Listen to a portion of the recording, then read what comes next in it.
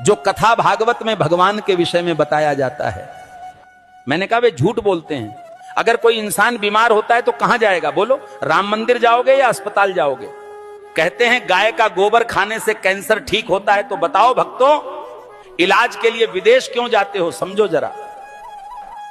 ये सब हम लोगों को भगवान के नाम पर गुमराह कर रखा है। और जब यही लोग कहते हैं धन दौलत त्याग कर भगवान की शरण में आ जाओ, और खुद कहीं पर भागवत कहने जाते हैं, लाखों रुपये लेते हैं।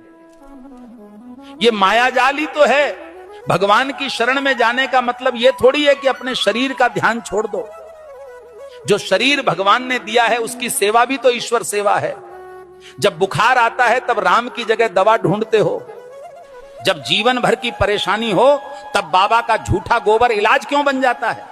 गाय पूज्य है, इसमें कोई दो राय नहीं, पर यह कहना कि गोबर खाने से कैंसर ठीक हो जाएगा, यह विज्ञान नहीं, धोखा है। जो कथावाचक कहते हैं धन दौलत छोड़ दो, भगवान की शरण में आ जाओ, वो खुद लाखों के हवाई सफर करते हैं, एसी पंडाल में रुकते हैं और पाटीदारों से लिफाफा लेते हैं। तो त्याग हमें क्यों सिखाते हो? तपस्या की राह हमें क्यों दिखाते हो, जब खुद तुमने उसका कोई अनुसरण नहीं किया? भगवान के नाम पर डर बेचकर जो अपने महल खड़े करते हैं वो संत नहीं, व्यापारी हैं। सच्ची भक्ति वो है जो आंखें खोलती है, ना कि आंखें बंद करवाती है। और आखिर में बात सीधी सी है, भगवान अंधविश्वास से नहीं, सच सेवा और विज्ञान से मिलते हैं। सीताराम सीताराम। भविष्य मालिका कहती है जब पाप बढ़ेगा तो समय न्याय करेगा और धर्म की असली परीक्षा शुरू होगी। 2032 से सत्य युग का आरंभ होगा, लेकिन उससे पहले पूरी धरती हिलेगी। प्यारे भक्तों, 2 सूरज दिखेंगे आकाश में, पर उनमें से एक सूरज नहीं, विनाश का दूत होगा। बंगाल की खाड़ी में गिरेगा अग्निपिंड और समंदर उठकर धरती को लील जाएगा। 7 रात तक सूरज नहीं उगेगा, चांद नहीं दिखेगा, बस अंधकार होगा और भय, जिसे तुम प्राकृतिक आपदा कहोगे। तीसरा विश्व युद्ध दस्तक दे चुका है। शब्द नहीं, अब शस्त्र बोलेंगे। भारत पर हमला होगा, परंतु धर्म की धरती कभी झुकेगी नहीं, क्योंकि भगवान कल्कि का अवतार होगा। जो शरण में आएगा बच जाएगा, जो अभिमान में रहेगा मिट जाएगा। प्यारे भक्तों, भविष्य मालिका चेतावनी नहीं, ये वक्त की आवाज है। जो सुन लेगा वही कल को देख पाएगा।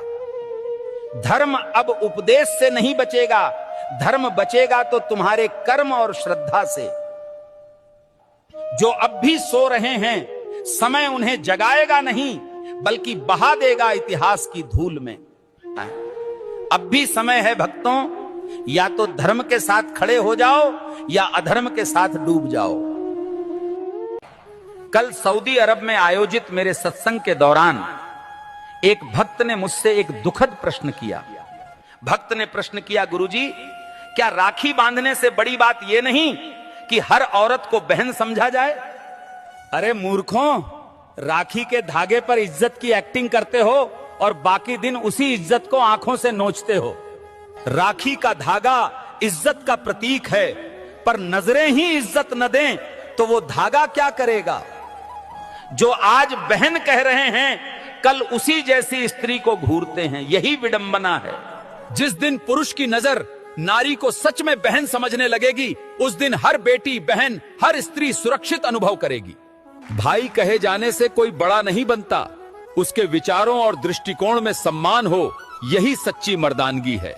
राखी की रस्म निभाना सरल है, पर नीयत की सफाई असली परीक्षा है। हे प्रभु, जो स्त्री को देखकर गंदे ख्याल लाता है वो कभी भाई नहीं बन सकता।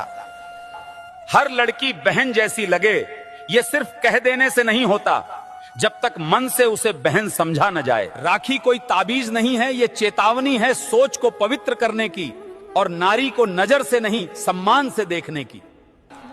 जिस पुरुष की मर्दानगी किसी नारी की रक्षा न कर सके, वो राखी के धागे का भी हकदार नहीं होता। राम के भक्त हो या डर के गुलाम, शर्म करो। हनुमान जी ने रावण को जला दिया, तुम आंख फड़कने से कांपते हो। अगर आज हनुमान जी को कुछ कहना